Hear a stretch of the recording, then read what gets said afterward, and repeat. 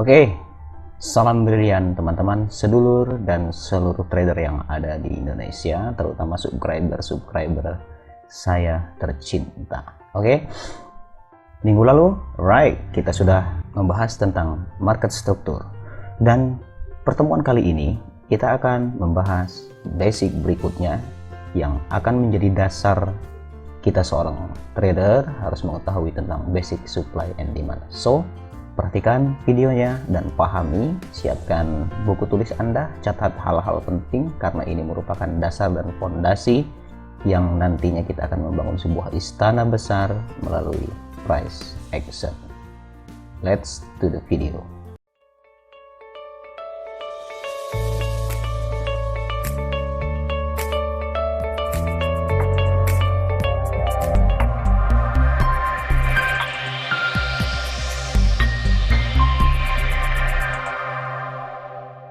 Baiklah teman-teman, di hadapan kita semua saya sudah siapkan nota agar pembahasan kita terstruktur, rapi, dan berurutan. Oke, kita mulai dengan Bismillahirrahmanirrahim. Ya, basic supply and demand. Supply dan demand adalah salah satu basic yang akan selalu menemani kita dalam berjelajah di dunia finansial market. Bagi seorang pebisnis ataupun pedagang, istilah permintaan dan penawaran sudah tidak lagi asing di telinga mereka. Namun, bagaimana bagi seorang trader dapat membaca dan mengetahui posisi SND itu sangatlah penting.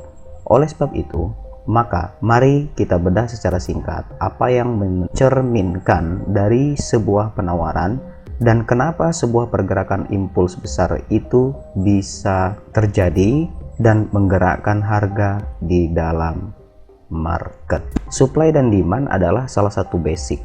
Kenapa saya katakan basic? Karena harga tidak akan dapat bergerak kecuali dengan adanya supply dan demand. Pebisnis ataupun pedagang sangat mengetahui bagaimana produk tersebut dapat meningkatkan income mereka dengan cara menjualnya. Tidak mungkin bisa dijual apabila tidak ada demand. Kemudian mereka manufaktur yang menciptakan produk tersebut akan mensuplai barang mereka. Kepala bapak engkau. Kepala bapak engkau. Karena kita adalah seorang trader di digital financial market, harga tersebut tercermin dari price. Jadi sebenarnya price dan candle itu adalah indikasi atau bisa kita sebut indikator. Jadi candle itu adalah indikator. Nice. Setelah harga tersebut tercermin menjadi candlestick atau kalian menggunakan wave atau line chart, bar chart, semua tidak ada yang salah selagi Anda dapat memahami pergerakan market tersebut, karena market dicerminkan melalui chart. Jadi chart itu adalah indikator. Maka urutannya adalah produk, dalam hal ini forex berarti foreign exchange atau uang. Ada juga kripto, ada juga gold, saham, dan lain-lain. Kalian bisa saksikan video karena saya sudah jelaskan semua instrumen-instrumen yang ada di worldwide financial market yang ada di seluruh dunia yang dapat kita manfaatkan untuk berdagang. Hanya saja bentuknya berbentuk digital. So, contoh kita mau beli emas, kita kaya raya nih, 1 kilo, 2 kilo. Kita nggak mungkin pergi datang bawa koper, habis itu sangat sulit sekali. Nah, dengan adanya teknologi charting ini, kita bisa melakukan trade itu on the spot, ya, dengan waktu yang singkat, open, sell, buy dengan cara yang singkat. Kemudian masuk di alam sebalik mata dipanggil. Alam bazrah dipanggil alam sebalik mata. Tanpa ilmu, Anda akan habis, hancur, dan berujung dengan kerugian, kemudian stres dan lain sebagainya.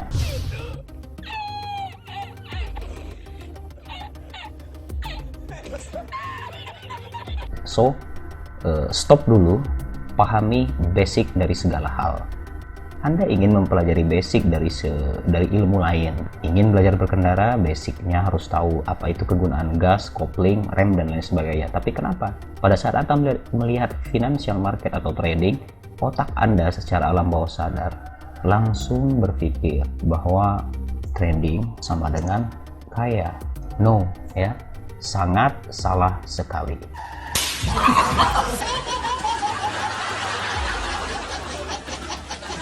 Jadi, setelah kita mengetahui hal yang penting adalah pertama, produknya. Setelah produk itu terbentuk, baru dari produk ini dia akan memiliki value yang dalam hal ini kita sebut price. Setelah produk itu memiliki value atau memiliki price, maka marketing akan bergerak untuk mencari permintaan pasar.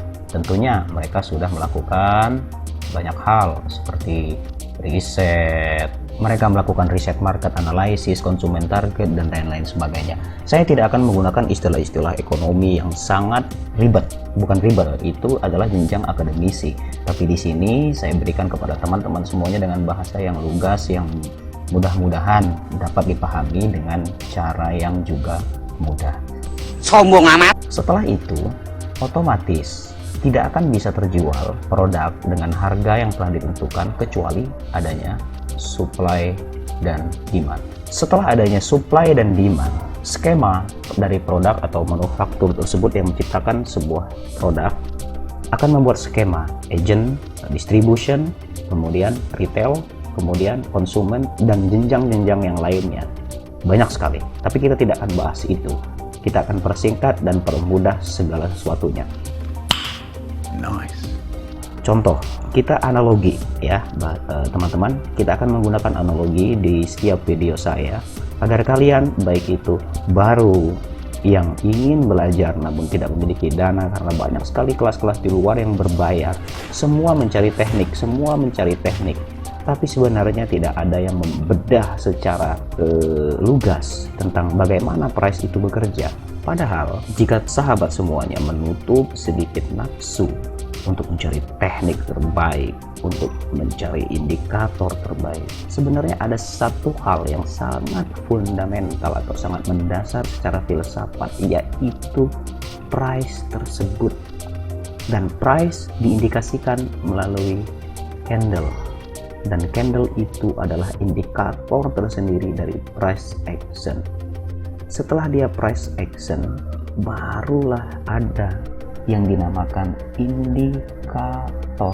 Bollinger Band, Moving Average, itu adalah pergerakan rata-rata. Kemudian ada Gartner Channel, kemudian ada Fibonacci yang digunakan untuk mengukur, dan lain sebagainya. Itu semuanya adalah indikator yang tercermin dari price action. Trader yang brilian, yang dalam hal ini channel dan komunitas ini akan kita bangun, kita mengerti bahwa oh benar, indikator ini terbentuk dari price action, dan price action itu dicerminkan melalui candle. Artinya nanti di beberapa tahap volume-volume berikutnya, pada saat kita akan membedah tentang the best strategi, advance strategi, dan rahasia bagaimana sebenarnya professional trader terkena SL berkali-kali tidak akan pernah margin call, dan pada saat satu kali sistem setup strategi itu terbentuk, maka profit akan menutupi seluruh kekalahan yang ada. Dan itu terus berulang-ulang dilakukan, yang disebut dengan konsisten. Disclaimer terlebih dahulu, saya tidak menjelekkan siapapun, saya tidak membahas apapun, tapi ini murni saya berikan kepada sahabat semuanya agar kalian memahami script strategi yang selama ini digunakan oleh banyak trader-trader yang berpuluh-puluh tahun berkecimpung di dunia ini. Oke, back to the laptop. Sombong amat. Setelah adanya supply dan demand, kita akan analogikan, kita akan buat 3 sosok: Ali, Cuplis, kemudian Kinoy. Ali, Cuplis, dan Kinoy adalah 3 sosok yang akan berlabuh atau berselancar di dunia market dari produk dan price yang sudah dibuat. Dan ini kita sebut sebagai produsen atau distribution atau apa. Kalau di forex berarti tergantung pair yang kalian gunakan. Dalam hal ini berarti negara tersebut, USD, JPY. Maka price akan bergerak dengan bagaimana kekuatan US dollar dan Japanese yen. Contoh yang lokal adalah rupiah bersama dolar. Apa yang membuat rupiah menjadi lemah dan apa yang akan membuat dolar menguat? Sentimen-sentimen tersebut ada di dalam fundamental analysis. Bang, saya bisa membaca news, prediksi melalui news, high impact, kemudian dolar akan melemah, dolar akan menguat melalui news. Itu adalah news analysis, bukan fundamental analysis. Karena fundamental analysis lebih dalam dan tidak saya akan bahas di video ini, mungkin di kesempatan lain. Rupiah dan dolar hari ini 14.000, besok 14.500, besok lagi 15.000. Namun jangan pernah lupa bahwa rupiah pernah di angka 6.000 dan 8.000. That is the history. So, history akan sangat penting. Berapa lowest price yang ada pada saat itu dan highest price pada saat itu. Dolar versus rupiah. Yang di depan adalah base pair, kemudian yang di belakang adalah quote pair. Artinya, pada saat kita buy, kita menggunakan quote pair untuk membuy base pair. Pada saat kita sell, maka kita akan meng-sell base pair ke quote pair. Ini ada pembahasan khusus, tapi next ya. Saya terbawa dengan pembahasan ini, so back to the laptop. Ada Ali, Cuplis, dan Kinoy. Kemudian ini ada production dan distribution. Ya, pada saat produk ini rilis, mereka sudah mengakumulasi seluruh modal sehingga terciptalah sebuah harga penjualan dengan range awal mereka publish yaitu Rp10.000. That is the example. Ini contohnya teman-teman. 10.000. Kemudian setelah produk ini rilis, mereka melakukan iklan, kemudian pemasaran dan lain sebagainya, masuk ke jenjang agensi, retail, kemudian pasar dan lain sebagainya. Pernah kalian lihat bahwa ada satu produk yang di lokasi A harganya 10.000, di lokasi B 20.000, di lokasi C 30.000, namun dengan satu produk yang sama, hanya berbeda tempat akan mempengaruhi harga tersebut. So, itu disebut dengan arbitrage.